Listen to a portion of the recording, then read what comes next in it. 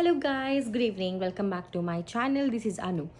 So ഇന്നത്തെ വീഡിയോയിൽ നമ്മൾ ഡിസ്കസ് ചെയ്യാൻ പോകുന്നത് ക്യാബിൻ ക്രൂവിന് ആവാൻ വേണ്ടിയുള്ള ക്രൈറ്റീരിയാസും റെസ്പോൺസിബിലിറ്റീസും ആണ്. ഓക്കെ, സോ ഞാൻ ജസ്റ്റ് ആദ്യം തന്നെ പറയാം, ഇതൊരു ബേസിക് നോളജ് മാത്രമാണ്. എല്ലാ എയർലൈൻസിനും അവരവർക്ക് അവരുടേതായ ഒരു ക്രൈറ്റീരിയസ് ഉണ്ടാവും. പക്ഷെ ഞാനിപ്പോൾ ഡിസ്കസ് ചെയ്യാൻ പോകുന്നത് ഒരു ബേസിക് ആണ്, നമുക്ക് എന്തൊക്കെ ഒരു ആവശ്യം ഉണ്ട്.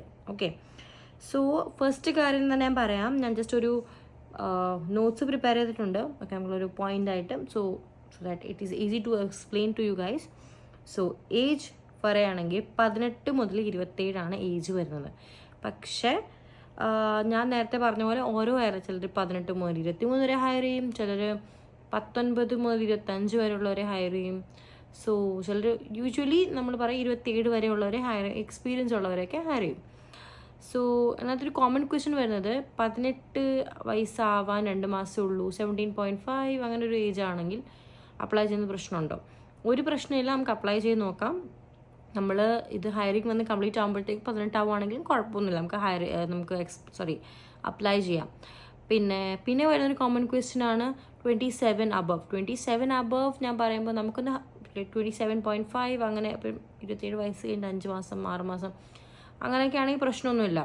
ബട്ട് നമുക്ക് ജസ്റ്റ് ഒന്ന് ചാൻസ് എടുക്കുന്നതിന് പ്രശ്നമൊന്നുമില്ലല്ലോ, ചിലവൊന്നുമില്ലല്ലോ. So no problem. പിന്നെ 27 ഹൈ വരുന്നവർക്ക് കൂടുതൽ അവർ എക്സ്പീരിയൻസ് ആയ കാൻഡിഡേറ്റ്സിനെയാണ് പ്രെഫർ ചെയ്യുന്നത്. ഞാൻ ഇപ്പോൾ സംസാരിക്കുന്നത് വെറും ഫ്രഷേഴ്സിനെ പറ്റിയാട്ടോ. സോ അതാണ് മെയിൻ കാര്യം. പിന്നെ നമ്മൾ രണ്ടാമത് ഡിസ്കസ് ചെയ്യാൻ പോകുന്നത് ഹൈറ്റിനെ പറ്റിയാണ്. Height most airlines for mens it is 170 centimeters and for womens it is 157 centimeter above. Mostly അങ്ങനെയാണ്. പക്ഷേ 157 കുറവാണെങ്കിൽ ഏജ് പോലെ തന്നെ നമുക്ക് പറഞ്ഞില്ലേ, ഹൈറ്റ് കുറഞ്ഞാൽ നമുക്ക് പറ്റില്ല. ഏജ് നമുക്ക് പിന്നെ നോക്കാം. പക്ഷേ ഒരുപാട് ഹൈറ്റ് കുറഞ്ഞ സ്റ്റാഫിനെ അവർ എടുക്കില്ല. പറയാൻ കാരണം എന്താ പറയുക, ഇപ്പം ക്യാബിനിൽ നമുക്ക് ഹാൻഡ് റേസ് ചെയ്യണം, സാധനങ്ങൾ എടുക്കണം, എമർജൻസി എക്യുപ്മെൻറ്റ്സ് എടുക്കണം. അങ്ങനത്തെ ഒരു കേസ് വരാണെങ്കിൽ അഫ്കോഴ്സ് ഹൈറ്റില്ലാത്ത ക്യാബിൻ ക്രൂ ആണെങ്കിൽ it's will be very funny. Okay, so third category will B BMI, body mass index നമ്മൾ പറയും. സോ നമ്മുടെ ഹൈറ്റും വെയ്റ്റും പ്രപ്പോർഷനായിരിക്കും. ഇത് വളരെ ഇമ്പോർട്ടൻ്റ് ആണ്. കാരണം 18 19 നമ്മുടെ like normal BMI is like 18 to 24 വരെ കൺസിഡർ ചെയ്യുന്ന എയർലൈൻസ് ഉണ്ട്. പക്ഷേ ഈ 18 19 ആണെങ്കിൽ അവർ അണ്ടർ വെയ്റ്റിൽ കൂട്ടാറുണ്ട്. 19 മുതൽ അബവ് ആണ് നോർമൽ വെയ്റ്റ് കൂട്ടാറും. പിന്നെ 24 25 ഈസ് ലൈക്ക് ഓവർ വെയ്റ്റ്. ഇതിൻ്റെ ഇടയ്ക്കായിരിക്കണം നമ്മുടെ വെയിറ്റ് വരേണ്ടത് കേട്ടോ. അപ്പോൾ കുറേ പേരുണ്ട്, ഇൻക്ലൂഡിങ് മേ, റിജക്റ്റ് ആയവർ ബിക്കോസ് ഓഫ് എന്താ പറയുക, ഓവർ വെയ്റ്റ് വന്നിട്ട്. സോ എപ്പോഴും ഓർക്കുക, please maintain your weight, maintain your health. Weight is really important. Fourth category will be education and qualification.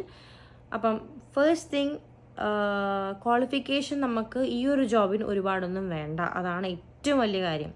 നമുക്ക് ഏത് സ്ട്രീമിൽ ബാക്ക്ഗ്രൗണ്ടുള്ള സ്റ്റാഫ് ആയാലും ഒരു പ്രശ്നമില്ല. ഇപ്പോൾ തന്നെ നമുക്ക് 12th കഴിഞ്ഞിട്ടായാലും നമുക്ക് അപ്ലൈ ചെയ്യാം കേട്ടോ, ഒരു പ്രശ്നമില്ല. ഓക്കെ, നമുക്ക് ഇങ്ങനെ ഗ്രാജുവേഷൻ വേണം, ബസ് നമ്മുടെ ലാംഗ്വേജ് കറക്റ്റ് ആയിരിക്കണം എന്നൊരു കാര്യമുള്ളൂ. പിന്നെ ലൈക്ക് ലാംഗ്വേജ് എന്ന് വെച്ചാൽ ഞാൻ ഇംഗ്ലീഷാണ് ഉപയോഗിച്ചത്, മലയാളം പറ്റില്ല കേട്ടോ. പിന്നെ next is marital status strictly unmarried അതായിരിക്കണം കേട്ടോ. കല്യാണം കഴിക്കാൻ പാടില്ല പറ്റുള്ളൂ. പക്ഷേ international airlines like Qatar, Emirates, Etihad citizenship ഒരു പ്രശ്നമല്ല. നമുക്ക് ഏത് കോണ്ടിനെൻസ് ഉള്ള ആൾക്കാർ വേണമെങ്കിൽ അപ്ലൈ ചെയ്യാം, no problem. Okay, the next category is language. English fluency is mandatory. Okay, English, Hindi. കാരണം അഫ്കോഴ്സ് കേരളത്തിൽ മാത്രമല്ല നമ്മുടെ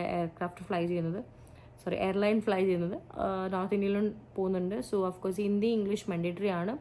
അതുകൂടാതെ തന്നെ ഇപ്പം നമ്മൾ ഇൻ്റർനാഷണൽ എയർലൈൻസിലൊക്കെ അപ്ലൈ ചെയ്യുവാണെങ്കിൽ ഞാൻ പറഞ്ഞില്ലേ, ഫ്ലുവൻസി ഇംഗ്ലീഷിനെ കുറച്ചുകൂടെ ബെറ്റർ ആയിരിക്കണം.